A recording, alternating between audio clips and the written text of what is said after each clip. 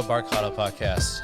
It's, what is it now? It's Friday, January 14th, 2022. And this is our first episode of the year, and it's with my dear friend, Mr. John Harmon. Pleasure to be here, Marlo. Thanks for having me. Yeah, for sure, man. It's been a long time coming. Like, it was like you came by one time. I think it was early last year. Yeah, we did a quickie. It was just a quickie. Like, you guys came in just to grab some takeout, right, during that whole thing and whatever. And then, like, hey, you want to, hop on and chat for a little bit? And we could have probably gone for quite some time, but yeah. It was always enjoyable. Yeah.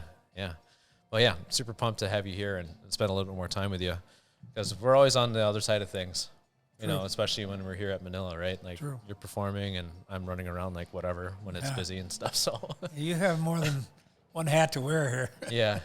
But, I always enjoy our conversations, before, you go up and play and do your thing. And even afterwards, like, we always make some time just to catch up, even if it's for a little bit, so. Yeah, and lately it's been the Packers. So oh, yeah. We've been talking about them a lot, so. Yeah. It's all good stuff. For sure. Well, let's talk about, like, the first time, like, we met. Like, I obviously knew of you through, like, the music scene and stuff, but I don't think we really connected until Noah passed your information along to us, almost nearly 10 years ago now. I know. It seems ridiculous because it's maybe a couple months ago, or a couple of years ago maybe. Yeah. But it's close to 10 now. Yeah. It'll be 10 officially in September. So, Wow, time surely does fly. Well, as they say, when you're having fun, but I have been having fun here, so it's great place to play. The clientele's really cool, but it's the help that really puts it over the top for me. Right on. It's like a family, and everybody knows each other, and we care about each other a lot, and it's cool. Yeah, definitely. Let's go back to that when we got connected here. We were looking for someone to have like as a resident, piano player, because I had a baby grand that was just sitting at home, not being really put to use too much. So I'm like, and now that we have the space, like when we first opened up, like live music was always a part of the plan, and just to have someone. Your credit. And just to have someone here on a regular basis was just super cool, And you've been that guy, you've been that dude, you've been that the man for us for since we opened up. Well, it's my honor as well as pleasure. I mean, you've been great to work with, and as I said, the rest of the staff here is just awesome. And every once in a while, I stick my head into the kitchen and thank them because they do such a fabulous job. And they seem to be the unsung heroes a lot of time. They don't get the credit. But everybody I recommend for this place, I've never had anything bad to eat here. It's always been fantastic and unique. There's nothing like it around here. Yeah. Nothing. Yeah. And that is cool, too. Yeah.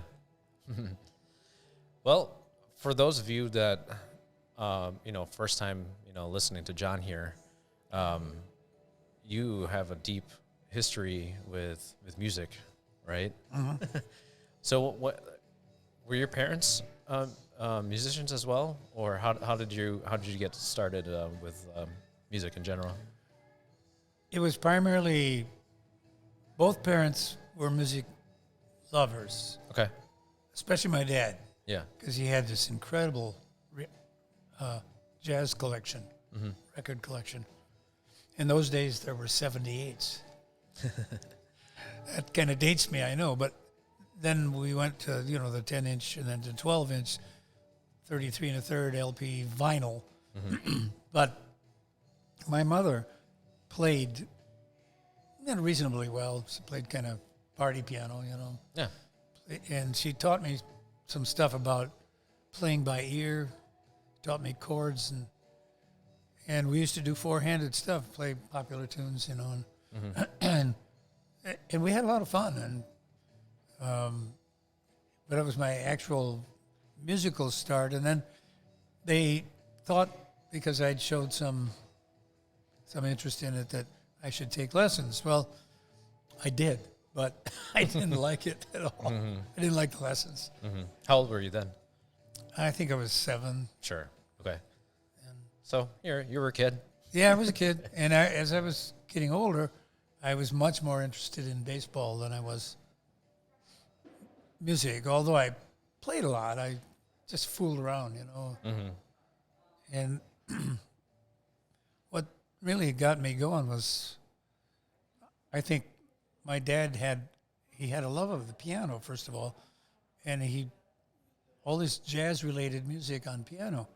So he had a whole collection of boogie-woogie artists, which is kind of, it's the blues aspect of jazz. And it was pretty cool because at a very early age, I learned the 12-bar blues through imitating these boogie-woogie players. And all the tunes were 12 bars. Yeah. And blues. Yeah. Blues, chords. It kind of got into my blood, I guess. But then there were artists like, in particular, Teddy Wilson, who was the black pianist with Benny Goodman. And I didn't know this at the time, but that kind of integration was pretty rare. So, but again, he became a hero, and all these black boogie players were kind of heroes to me as a kid, because I tried very much to imitate what they were doing. But then I ran into Art Tatum. My dad had some Art Tatum as well, so that shows the breadth of his interest from boogie woogie to Art Tatum. And that's where I really hit the wall, because he was way too complicated. These little ears, these tender ears, weren't quite capable of covering all that. But later in high school, I was reintroduced to Art Tatum, and heard this stuff, and was just totaled. I was overwhelmed with obsessed with what he was doing, and it would ring in my ears all night. Sometimes, I'd go between classes humming, trying to figure out what he was doing. Amazing. So, but what that really did, without knowing it, was advance my ear. Because once I started to kind of find some of that stuff, it was pretty sophisticated, complex chords and harmonies that I just didn't know about. But I was finding them just on the piano. I didn't know what they were, but I could play them. Nice. So it wasn't until I was listened to by a friend of the family who had a doctor's degree in music, and he pretty much convinced my parents to get me to music school. Nice. Even though I had no background really. Yeah. In classical playing, none. So that was interesting how I got into Lawrence, but just by the skin of my teeth. It was only because I could hear pretty well. I could hear what they were playing, and I played reasonably well, I guess. But without training, I didn't know how you held your hands properly. Sure. And all that sort of thing. But I learned. That's cool, because usually when you hear, like, a musician's path, to playing, it generally starts with classical music, right? But yeah, you had a different path. I was flipped around, actually. Yeah.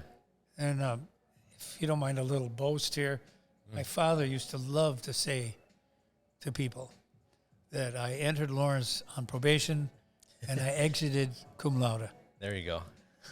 It's kind of a cool little story, but yeah. And it sounds like I'm bragging, but he was very proud of that. Yeah. Do you remember back when you first started performing, even if it was just as a kid?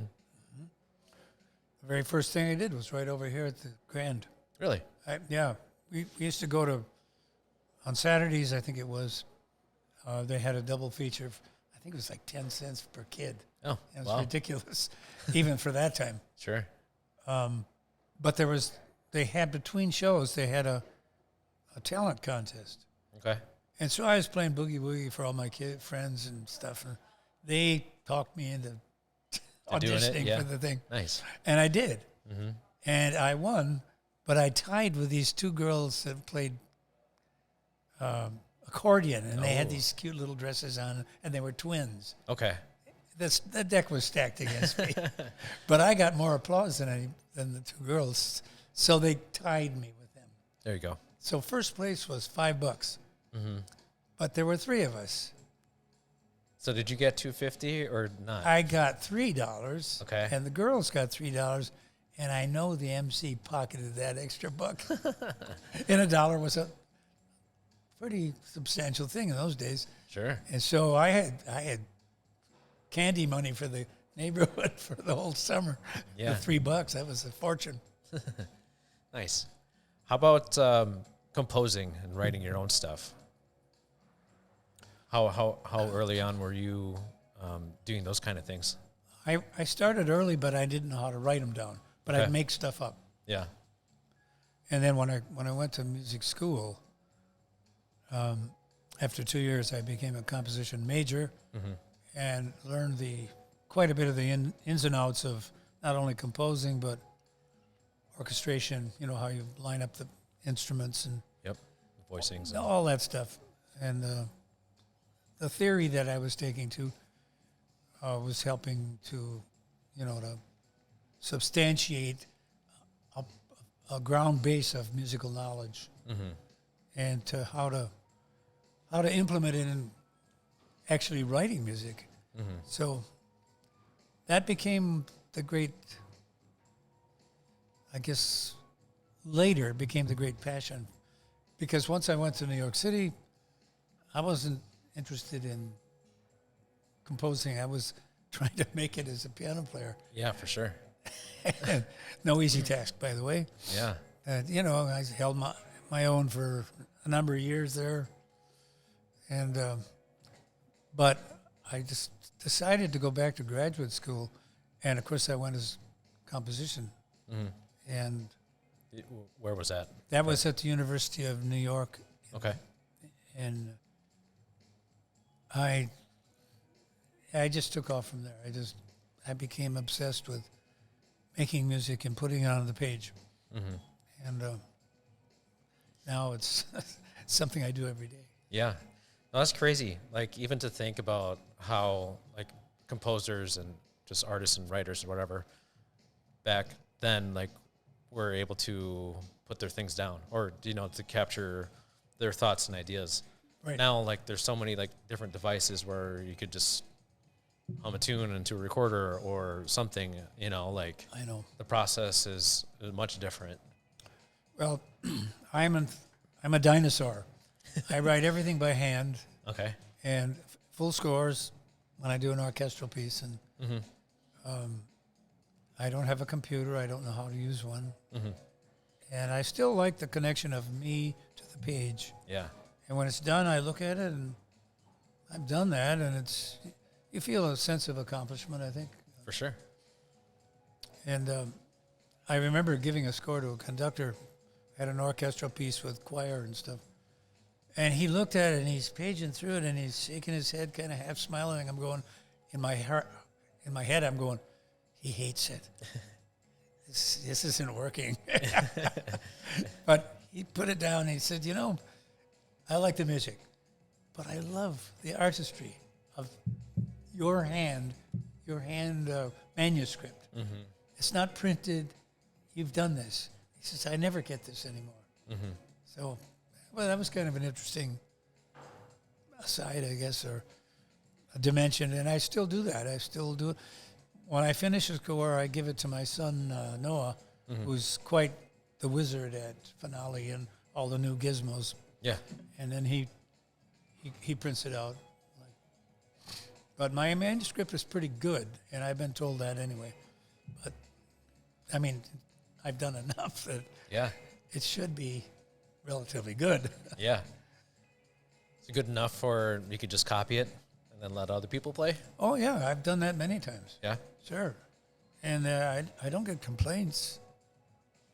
So, a manuscript is like anything else. You do it enough, it becomes a skill that just the physical, making it legible, making it lined up properly and that kind of stuff. That's kind of the grunt work of composing, but and copying the parts is another. That's the talk about the bane of composing. When you've done all the work, put it on a score, but then you have to have each individual part of the players. The flute's got to have his own part, piccolo, oboes and so forth.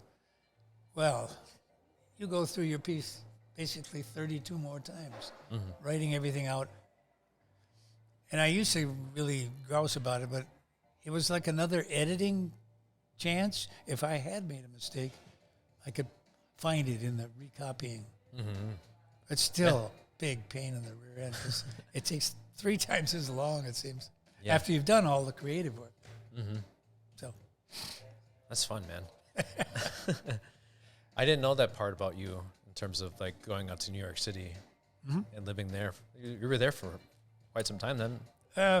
Good chunk of time. Better part of a decade, yeah. Yeah.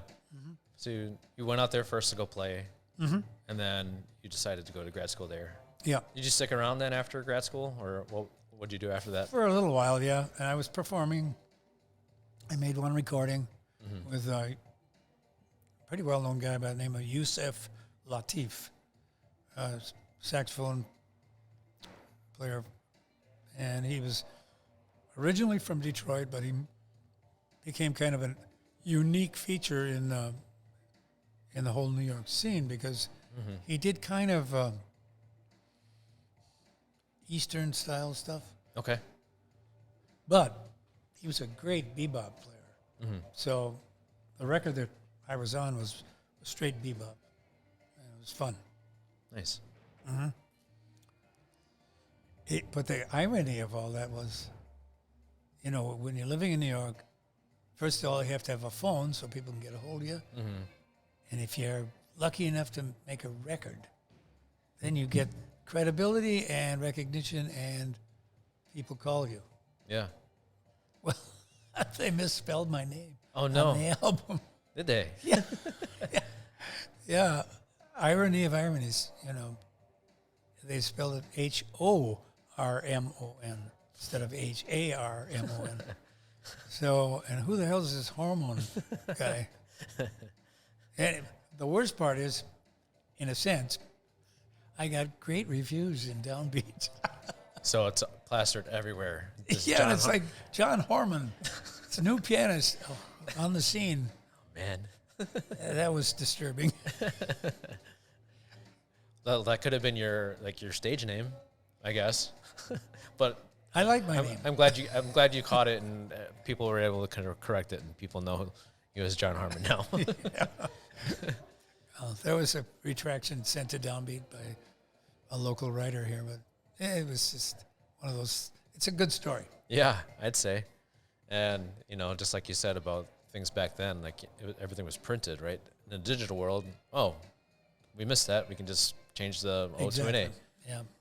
But, yeah, it's proofing in general, I think, has gotten a lot more loose these days. Well, it seems to me that, the spell check and that sort of thing, it may spell every word correctly, but sometimes there'll be a sequential context thing that's totally off the wall, but the word is spelled correctly. Yep. And you're like, I knew what they were saying. Yeah.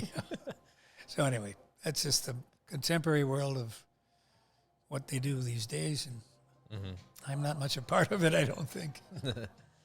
So, okay, after your New York days, were you there for how long? How long were you there in New York for? I came back in 69 or 70. So meanwhile, your family was still here? Yeah, my family was here. My father had died. Let's see how that worked. I came back and I started working locally. But I had maybe a couple of years earlier, I had gone to Lawrence and suggested they have a jazz program Yeah. because it was still relatively new. Okay. And at Lawrence, it was totally unheard of. So Yeah. in 1971, I became the director of jazz studies, their first guy doing that. So you are the man responsible for bringing it there? Actually, no. Fred Sturm, as a student, petitioned with a bunch of other guys to get a student-run jazz band Okay. with a stipulation that they hire a professional 1 year later, Okay. which they did, and I was that person. Nice. But they only had the jazz band. I did the whole program of Okay. jazz history, jazz composition arranging, led the jazz band, and I did improvisation private lessons too. That's cool. Yeah. It was a lot of work, but a lot of fun too. Yeah. And it's obviously still going strong. Yeah. Yeah. They left, when I left there, that's when I formed Matrix. Okay. And the reason I left was I was drawn into the office, and we'd won national recognition by winning. It was called the National Collegiate Jazz Festival, where the country was divided into, I think, 5 or 6 regions, and there would be competitions in each region, and the winners of each region were then given a all expense paid trip to wherever the location that year was. And our year was my second year as teaching there. The festival was held in Chicago. Okay. So it was right in our backyard, basically. Yeah, for sure. And it was, well, my point is that brought a lot of attention to Lawrence because nobody had ever heard of Lawrence as a jazz entity Yeah. ever. You know? So it was, and I'm not going to cast aspersions, but my pay scale was pretty lame. And they pulled me into the office and said,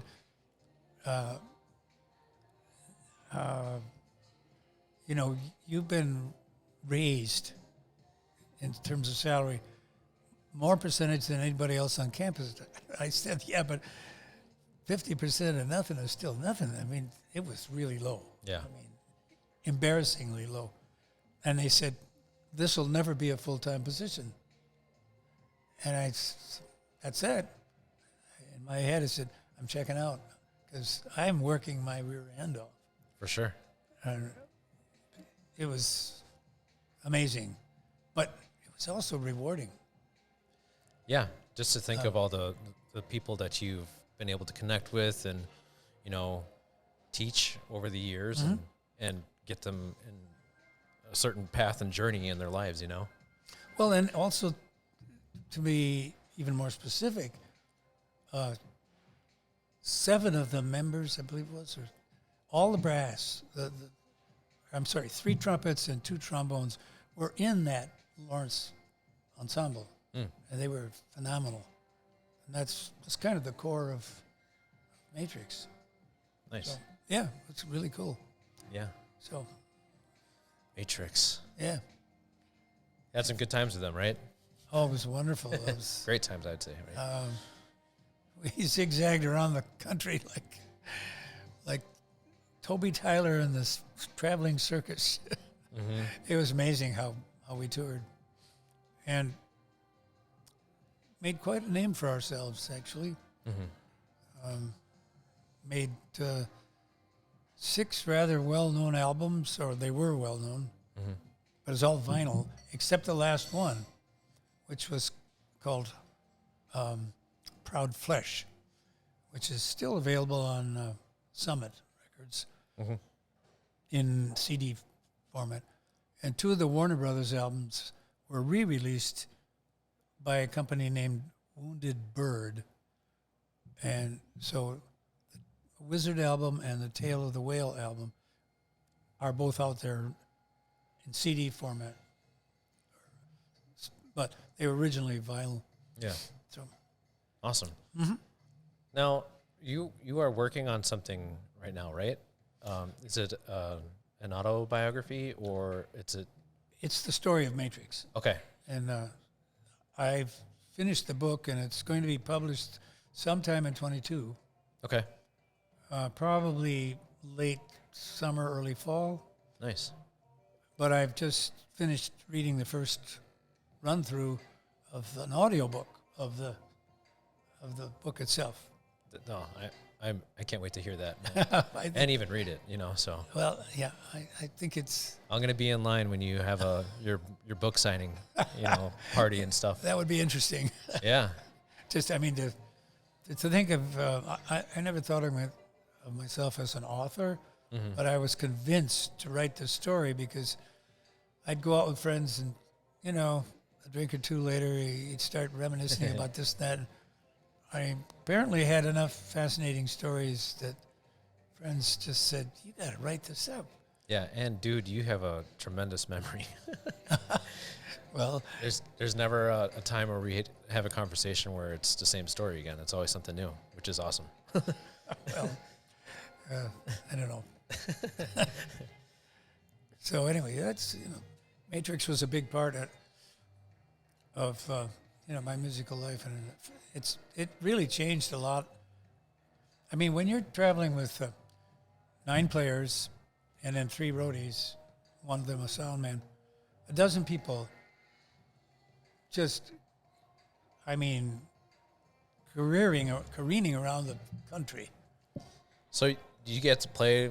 What was your favorite place to play with a group? That's a good question. Most places, once we started doing our own original music, Yeah. practically, I would say, one of the jazz venues that we played that was probably the most unique was Rosie's in New Orleans. Okay. Is it still there, or not? I don't know. We'll have to check that out. I have a feeling it doesn't exist, or if it does, it's got a different name. Yeah. But in the lounge bar area, 30-foot ceilings or 35-foot ceilings, and there were these swings that you sat in and Really? doing this slow swing around with a cocktail. It was Right rather on. unique. Huh. That sounds And like a I great really concept. enjoyed New Orleans. It's very colorful, and I did not enjoy Mardi Gras. Yeah. That human press there is just like scary. Yeah. It's like when you hear these people at rock concerts getting trampled and stuff. Yeah. It's almost like that. Not for me. Yeah. No thanks. So how long of a run did you guys have with Matrix? It was basically 74 to 80. Okay. Doesn't seem like a long time, but That's a good chunk of time for touring. we During your- toured heavily Yeah. and, sold records. That's how they sell records. So you're like playing 3-4 times a week, or? Oh, probably at least 5 times a week. Wow. Okay. And sometimes 7. I mean, there was strings when I was going through the itinerary to write the book. I was just shaking my head, like, oh my God, the 14 days in a row of what do we call hit and run. Sure. We'd play a gig, tear down, get on the bus, wake up, new town, set up, play, tear Repeat. down, in Yeah. the bus. You do that a number of times in a row, and you don't know what day it is. You wonder where you are. It's like, what's going on here? It becomes a bit surreal, maybe, but one day we were gone over 310 days, I think it was. Wow. And I'm raising a family at that time, too. Sure. So Saint Traf, my wife, she put up with a lot. But, she was into it, too. She so believed in what we were doing. Yeah. Matrix, there's been nothing before it like it, and nothing since. Odd instrumentation when you look at it. No guitar. Oh. didn't have a lead singer. Mm-hmm. This was a serious jazz-rooted band that did what we call programmatic music. Mm-hmm. So the pieces would have either a story or an image or a picture or something that inspired it, and then we would share that with an audience so they could kind of know what was intended. Because a lot of stuff was pretty esoteric. I mean, when we did Nassim and Naruz, like, what the hell's that? But they're characters in a book, in a set of books. And then we'd explain, just features of the character. This guy was quiet, intense, intelligent, and the music would reflect that.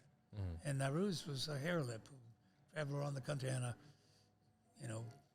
horse with a big bullwhip. So mm-hmm.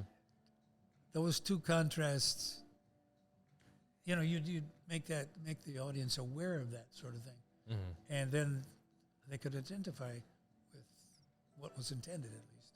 Yeah, it's an old thing. I mean, program music started in the late 19th century at concerts when composers used to write, like Valkyrie, Ride of the Valkyrie or something, Wagner, and all these program pieces which would have stories. Mm-hmm. They print the story in the musical program. Sure. Hence programmatic music. Yeah. So our music was programmatic, and it would be better to just let an audience, especially a virgin audience, know what the hell you were up to. Sure. And what was intended. So I'm trying to picture the venues that you played at. Was it more like a sitting type of thing, where people were like just listening to you? Yeah. It was auditoriums primarily. Okay, gotcha. And we did a lot of schools. Mm. So we do clinics in the daytime, mm-hmm. and do a performance on their performance stage. And most of them are nice auditoriums. Yeah. Most of them. Yeah. Then we do some outdoor festivals. Mm-hmm. We did Monterey a couple times. We did Newport at New York, but that was indoors. That was Avery Fisher Hall, which is a very famous track in New York City. So, I mean, yeah, we played really cool auditoriums. But, once in a while you do a football field, too. Mm. And we had such a great sound system. The Bose Company sponsored us. Really? Yeah. So we had this incredible sound system, 32 channels of Bose. Hey. And a guy who really knew music and his equipment. So we could sound pretty damn good in a gymnasium, too. Solid. So when you guys traveled around, how did you guys get from city to city? Well, the first tour we didn't have a conveyance to handle us all. The drummer at the time was Gary Miller, and he had a 8-passenger van. Okay. So we did have a equipment truck. Mm-hmm. So we had that and this 8-passenger van.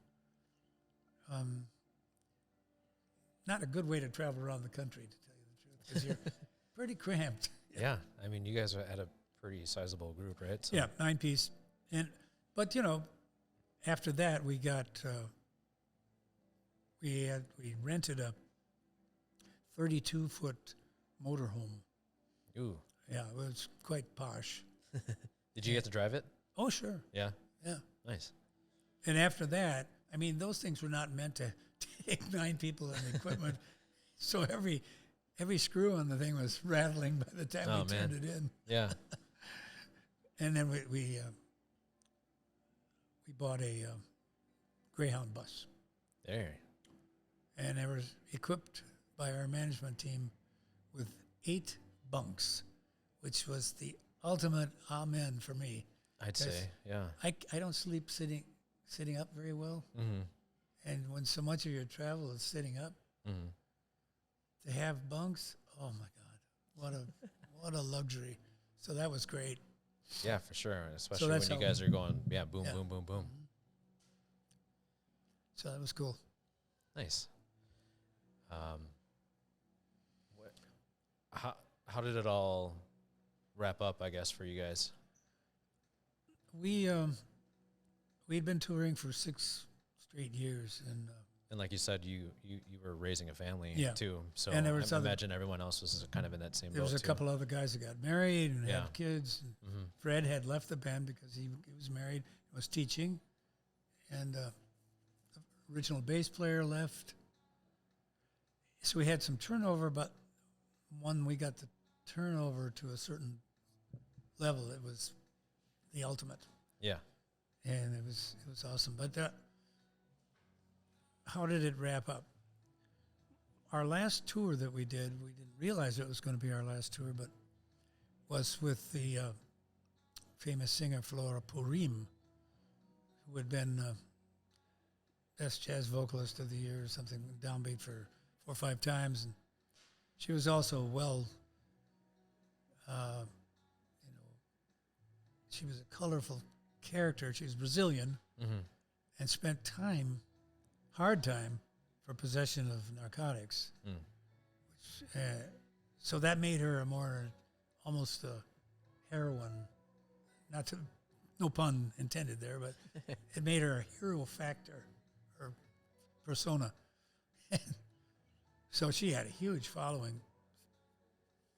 And the tour she came to us. We were both playing on the Telluride Festival out in Colorado. And she came to us, and she loved our brass, and she loved our rhythm section. And Mm-hmm. I didn't know how this was all going to work, but we decided to do it. And so we go on this tour. And I don't want to go into too many details. It would be difficult to explain, but it was not what we'd hoped. Let's put it that way. Most of the people that came to hear us were not Matrix fans, but Flora fans. Yeah. And that's a different animal entirely. Mm-hmm. So we were kind of an afterthought, and it was okay. We were touring, we were making money, and we were drawing a lot of attention just because the celebrity of Flora Purim. Mm-hmm. But we were generating a lot of money, and we had some debts. Sure. Greyhound bus ain't cheap. Mm-hmm. We had a lawsuit early in the game. Oh man. A lot of stuff, and we had been booked by Willard Alexander. We owed him money, and so we would generate a lot of money, but we weren't seeing it individually. Yeah. It's kind of an old story, but it didn't seem to matter because we were so into the music we were doing, Yeah. and it was so uniquely different, and the critics praised us for that sort of thing. Mm-hmm. And so a couple of the guys got a little antsy because we're generating these huge crowds, Sure. You're like, hey. and we're still getting these meager and so we suspected that Flora was getting the Lion's share. yeah, exactly. So a couple of our guys took it upon themselves to visit her manager. Bad idea. See, we were under management contract from a different group. Okay. So they went into his office, and he read them the riot act. I don't speak to musicians ever. Out. He kicked them out, and then he called our management team and read them the riot act. Okay. Well, our management team had no idea this was going on. Oh. And they just basically said, it's like a marriage. You violate that trust, game's over. Yeah. So they drew up a severance agreement, Mm-hmm. which I had to sign. Mm-hmm. And that was kind of the end of that, although we did some more work, Mm-hmm. but we couldn't book ourselves. Yeah. I mean, it took pros to do that. Mm-hmm. And we probably could have, but people wanted a break too. They were was burnout. Yeah. Because at that point, you were how old? Let's see. I would have been, me personally, would have been, let's see, 80, 35. I'd have been 45. Oh, okay. Yeah. Is that right? Yeah, Sounds about right. something like that. 75. No, couldn't have been 70.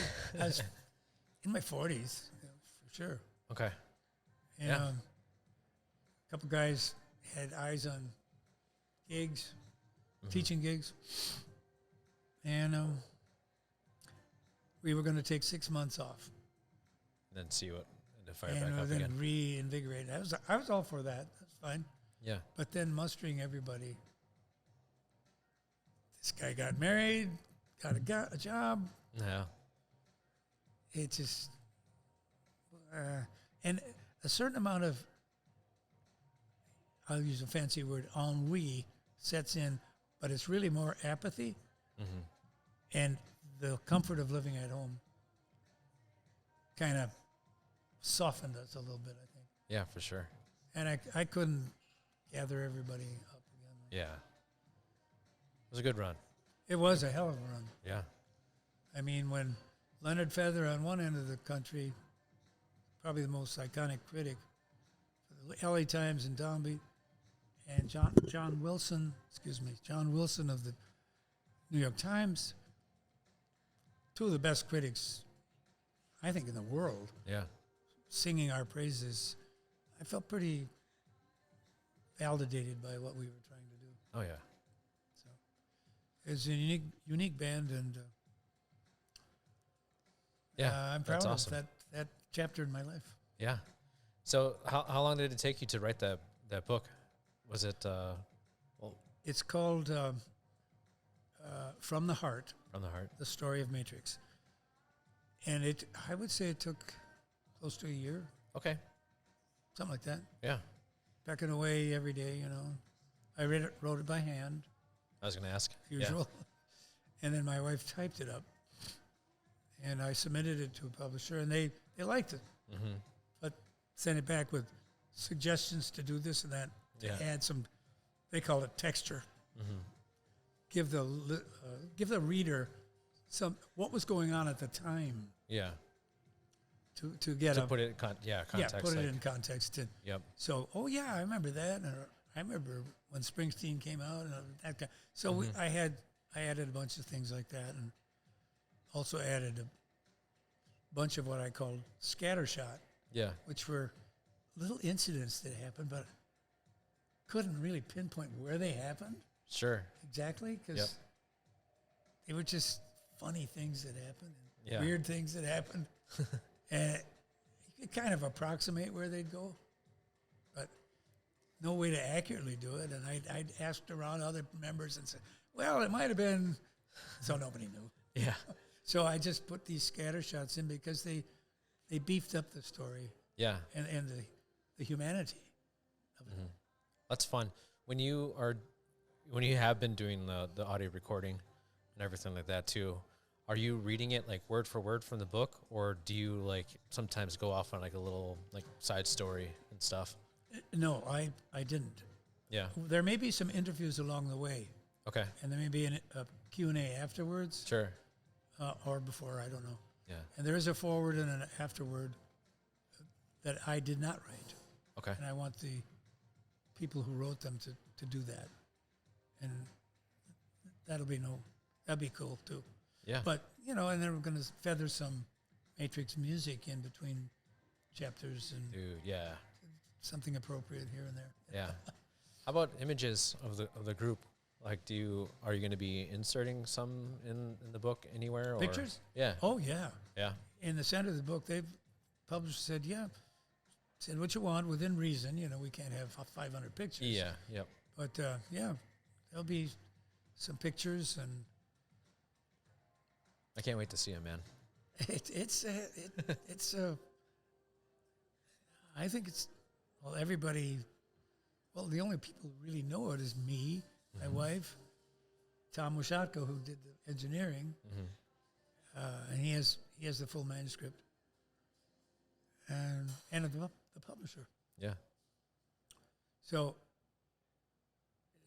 they think it's a great story, and it is. I mean, think about this: 9 no-name, and this is not meant to be politically incorrect, but a bunch of white guys, you know, with no recognition, no name, clawed their way to really the high end of the industry, and it was pretty amazing.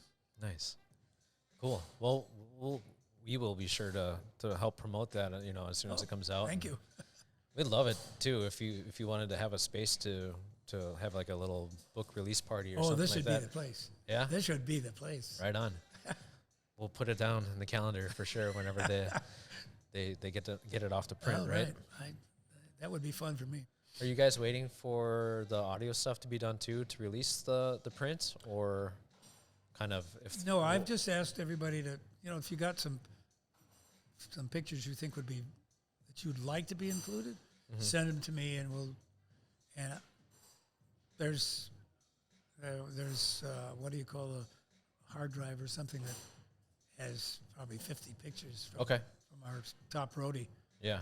And there'll be a number of cool pictures. Nice, man. Interesting. Well, hey, I don't know. It's not really a whole Matrix style, but you could maybe wear the barong if you're here.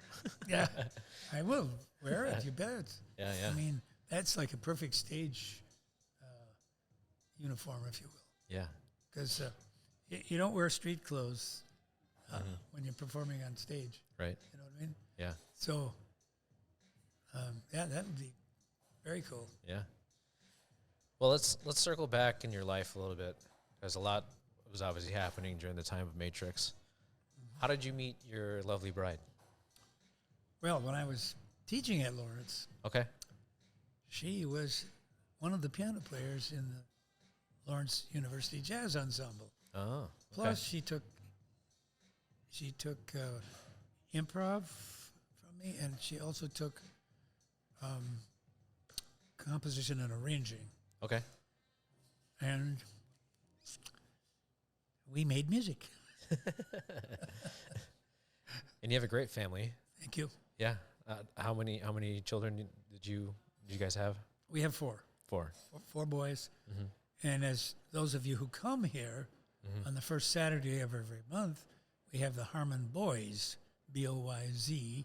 That's Zach, the youngest, who's an incredible world-class percussionist, drummer. And then Noah, who's this unique keyboard player who has a classical background as well as jazz. And the 3 of us knock it out here on the first Saturday of each month. Yes, sir. So fun. Yeah. I don't know how we came up with that idea, but we just started talking and be like, hey, you know what? I think you came up with the idea. Yeah. That could be so cool. Like, I remember the first time that the 3 of you guys played here together, I was like, this is awesome. You know, to see, you know, the 3 of you, you know, from obviously your family, like making music together, doing stuff that you guys all love. And there aren't any other words to describe it other than it's beautiful, you know? Thank you. Yeah. I appreciate the opportunity to do it, because any parent would know that when you can do something with your kids that is meaningful and as, you know, as artistic as these boys of mine are, it's a great thrill. Yeah. So they all grew up learning how to play music, right? Yeah. They all had piano lessons, with the exception of the oldest boy, Jason. He took trombone. He did not do the piano thing. But all 3 of the other boys, they all were required to take piano. So they all had a piano background, and we had a German teacher who gave them the real good classical foundation. Yeah. So it was really great for them, and they still, I think, appreciate the fact that they had that training. Oh my gosh. One of the coolest things to see whenever Noah is performing, right? Especially when they're here on, every first Saturday, he'll have an opportunity to improv, but it's not jazz improv. It's classical, and that used to be a huge thing back in the classical era, right? Yeah, well, it was somewhat. Yeah, I don't know the exact history, but usually there was improvisation in the classical world. Yeah, sure. But it's like it's almost a dead art and mostly it was in concertos. Yeah, like the cadenza. The pianist would take an improvised cadenza using material from the piece. Mm-hmm. That's usually the way it worked. Yeah. And Noah's, man, when he did his senior recital, it was a thing to behold because he played Chopin, Ravel. Mm-hmm. I think it was Bach, Chopin, and Ravel. And that was the first half. Mm-hmm. And he came out the second half. I didn't know this. Nobody knew this except one of his teachers. And he said, Noah says, now I'm going to improvise in the style of these three composers. And I'm going, huh? Well, I'd heard him improvise like this. Yeah. But I wasn't ready for this. Yeah. And his teacher nudged me. He said, now we all learn. And then he blew us all out of the water. It was cool. It's just really amazing. Yeah. Well, you certainly should be proud parents of your boys. Oh, for definitely. Sure. All four of them. Yeah. They're all the best as far as I'm concerned. Yeah. Right on. Well, thanks for sharing a little bit of your story here. Oh, it's a pleasure. We'll definitely have you back here again. But it would be my honor. yeah. Well, we're going to take a short break to show you the specials for the month here at Manila Resto, and then we'll be back to talk about that cool shirt that we gave to John and give you guys a little bit of a history behind that. And talk about an honor. Yeah. My goodness. yeah. So we'll be back in a minute.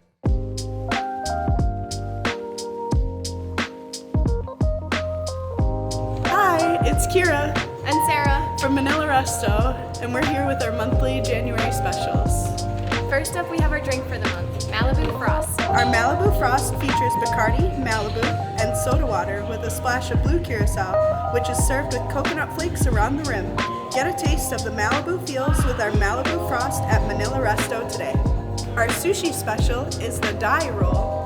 The Dai Roll, or the Generation Roll, features smoked salmon, green onion, cream cheese, cucumber, tempura broccoli, black and regular sesame seeds, rolled with the rice outside, topped with sriracha.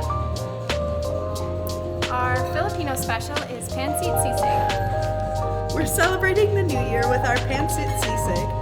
Our Pancit Sisig features our stir-fried Canton noodles topped with sisig, green onions, and crumbled pork rinds.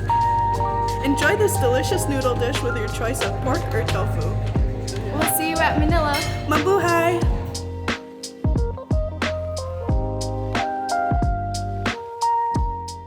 And we're back here with Mr. John Harmon to get down to the little bit of a Manila beat, talk about kind of like our relationship that we've had here over the years and, what makes our relationship here so special, Like you've always been like a solid foundation for us in terms of, just being a part of the Manila family. And we don't say that to too many people. I appreciate that. And I've enjoyed it so much. And even golfing with you and your dad and then your uncle, I think it was Hoven. Yep.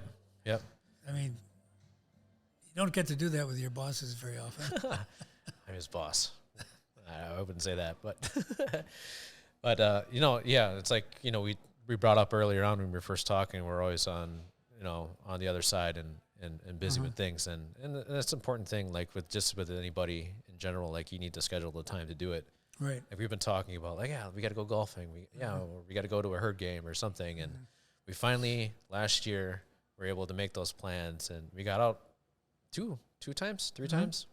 3 times. For sure. And we were going to try and do it again, but I guess the weather kind of turned on us. Yep. But yeah, and we'll do more, I'll bet you. Yeah, for sure. We like when we go out to play, we just do best ball and we have fun. Oh, it's so fun. Like that's what it's all about now, right? I think maybe before we were like, oh, we can keep track of our individual scores, play against each other, throw some money out there. But No, I never. That doesn't work for me anymore. well, yeah, no, it just makes it a lot more enjoyable just to be able to spend time and just root for each other, right? And No kidding. It's a beautiful way to play golf, actually. yeah, The best ball thing, and yeah, like you said, you're rooting for each other, and so the camaraderie and a beer afterwards. It's the way to do it. yeah, definitely.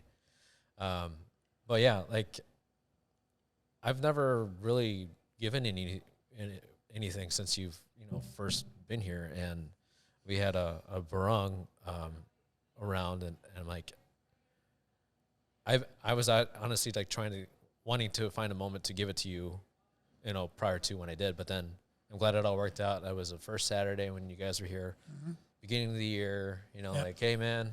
Yeah, that's a great way to launch the 2022 because I've got the thing hanging there. I'm going, this is almost sacred. Yeah. So like for everyone that's listening or watching us on the YouTube, we gave him a shirt. It's called a barong, or formerly known as a Barong Tagalog. So I'm going to read a little blip here from Wikipedia. Thank you, Wikipedia.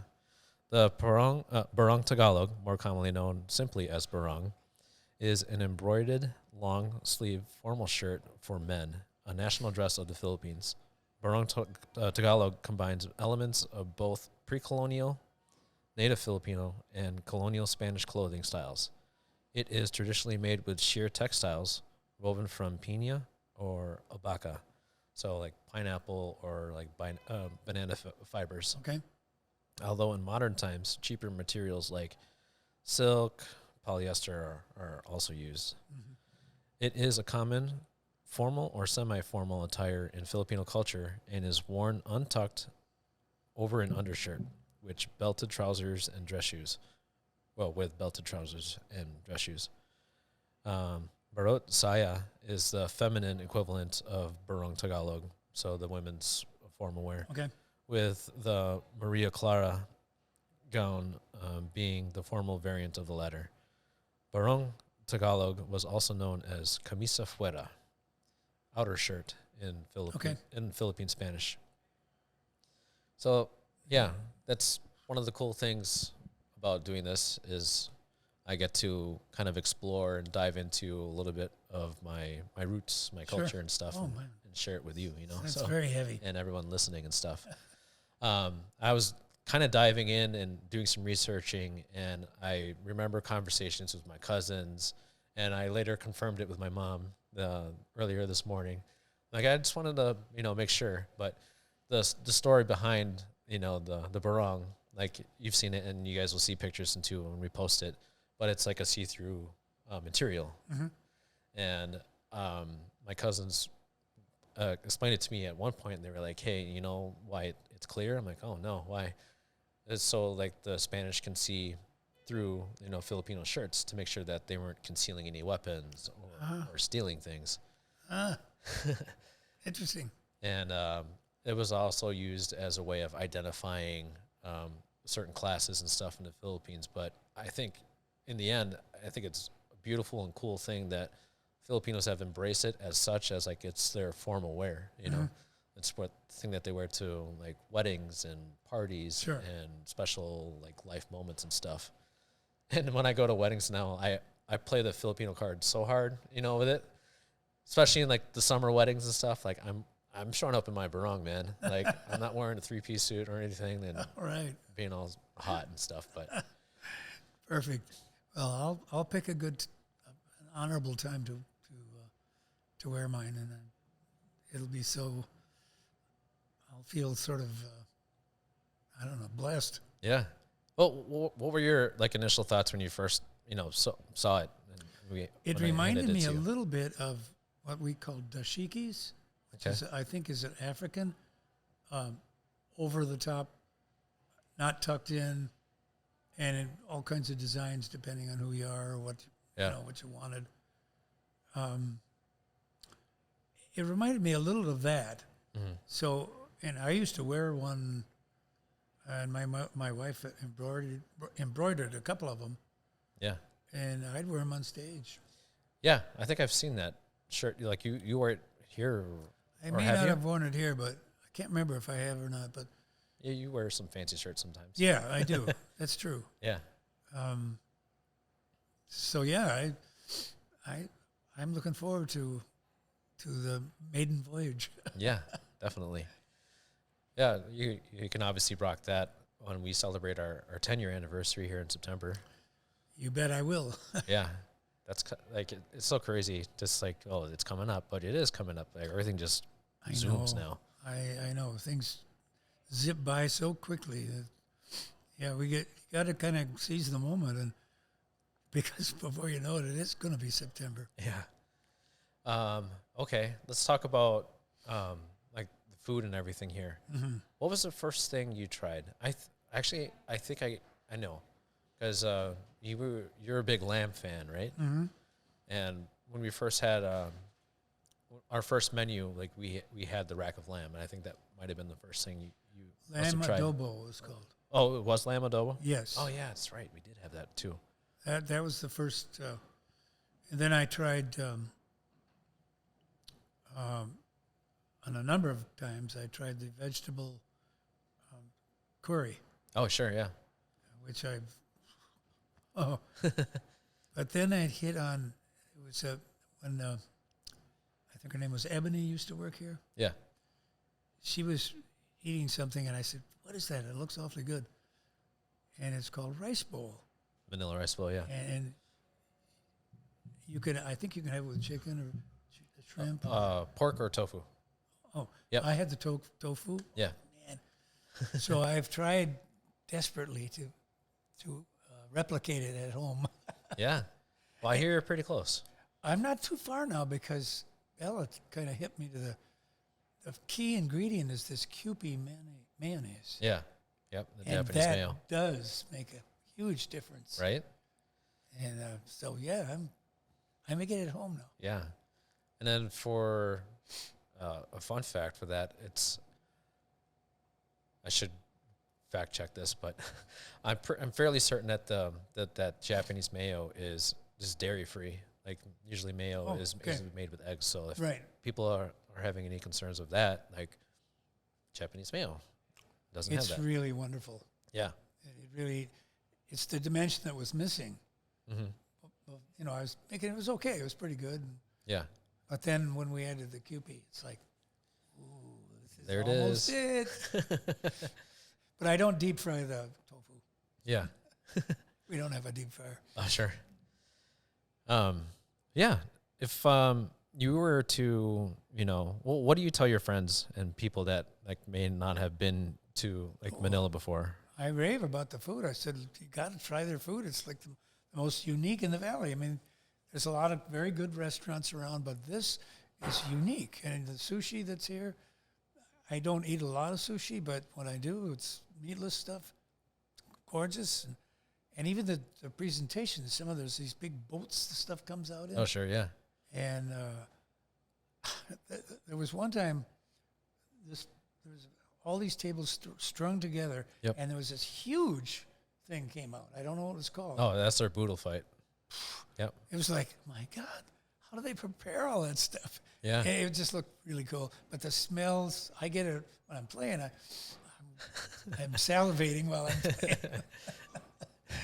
Because I've had so much of this food, and it's awesome. And I tell everybody, give it a try. Come on. Yeah. Nice. Well, thank you for that. Oh, not at all.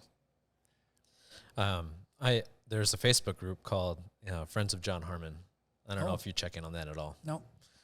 Who created your account, your own personal one? Is it Traf? I think it was Janet Planet. Oh, okay. I think.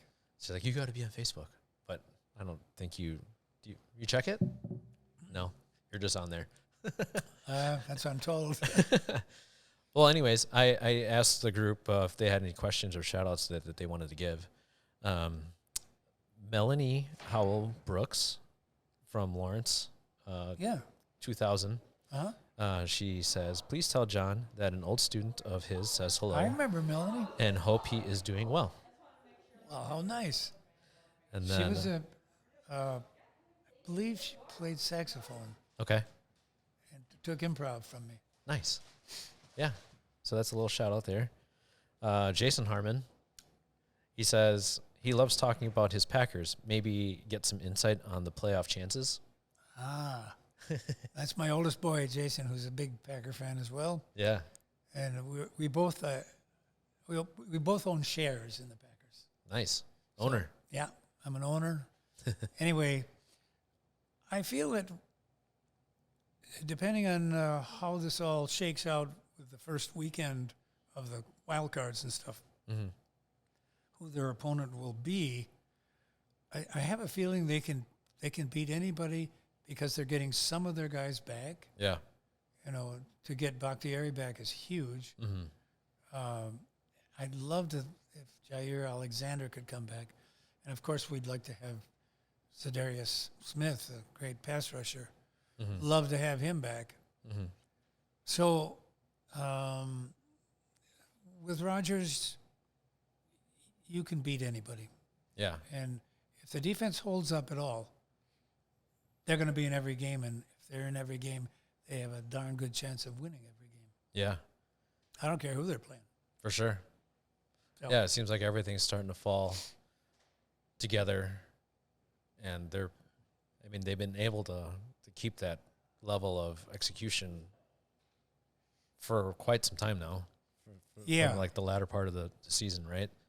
Yeah, even in those games when they weren't, say, playing A ball, Mm-hmm. their A team, A game, whatever, Mm-hmm. they still had to figure out ways to win. You know, Yeah. and that's usually the mark of a pretty good team, Mm-hmm. and a team that can withstand. I mean, yeah, it's one and done now. You know, so with that kind of pressure, I would bet on Rodgers or Brady more than any of the other Yeah. quarterbacks. Yeah. And personally, I hope we get another crack at Brady. Yeah. Bring him back to Green Bay. Yeah, bring him back. Show him what should have happened the first year That's right. or last year, Now, if you or I had been play calling, they'd have won that game. right? They'd have never kicked that field goal, right? No. Nope. But stepping stones, right? Mm-hmm. We'll get there. I have a good feeling about this year too. I do too. So we'll see how it all plans out. Yeah.